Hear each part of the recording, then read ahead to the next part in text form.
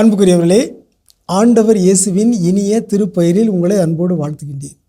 இயேசுவின் ஆளுமை என்னும் தொடரில் இயேசுவின் ஆளுமையிலிருந்து நாம் கற்றுக்கொள்ளக்கூடிய பாடங்களில் ஒன்றாக அவரவர் வேலையை அவரவர் செய்க என்னும் செய்தியை உங்களோடு பகிர்ந்து கொள்ள விரும்புகின்றேன். யோவான் நற்செய்தியின் இறுதியிலே 21வது அதிகாரத்திலே ஒரு சுவையான நிகழ்வு சொல்லப்பட்டிருக்கிறது.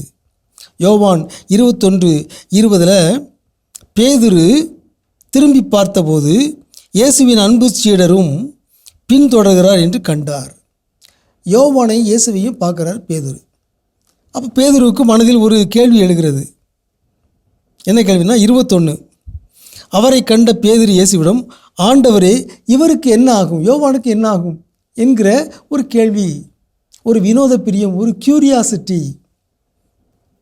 22 இயேசு சொல்கிறார், நான் வரும் வரை இவன் இருக்க வேண்டும் என நான் விரும்பினால் உனக்கு என்ன, நீ என்னை பின்தொடர்ந்து வா என்றார். ஆங்கிலத்தில் சொல்வதாக இருந்தால் மைண்ட் யுவர் ஓன் பிஸ்னஸ் என்று இயேசு சொல்லிவிட்டார், மென்மையாக சொல்லிவிட்டார். யோவான் இதை பதிவு செய்கின்ற பொழுது அடுத்த இறைமொழியில் அவர் ஒன்றை சேர்க்கிறார். என்ன சேர்க்கிறாரு?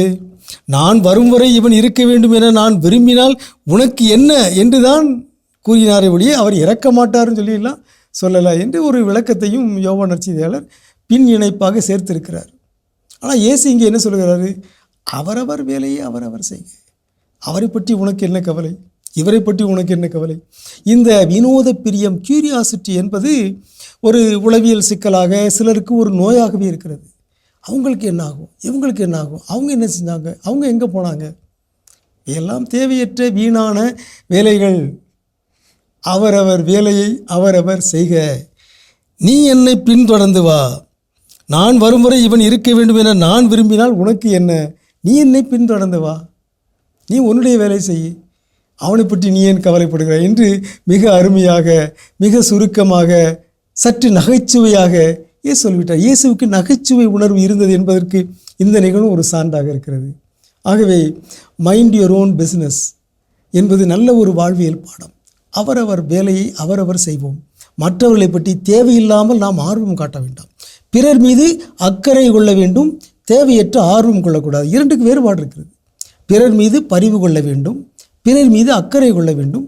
ஆனால் பிறருடைய தனிப்பட்ட வாழ்வில் தேவையற்ற ஆர்வத்தை நாம் தவிர்க்க வேண்டும். அவங்களுக்கு என்ன ஆகும், இவளுக்கு என்ன ஆகும், இவங்க எங்கே போனாங்க, அவங்க என்ன செஞ்சாங்க, இதெல்லாம் தேவையற்ற வேலை.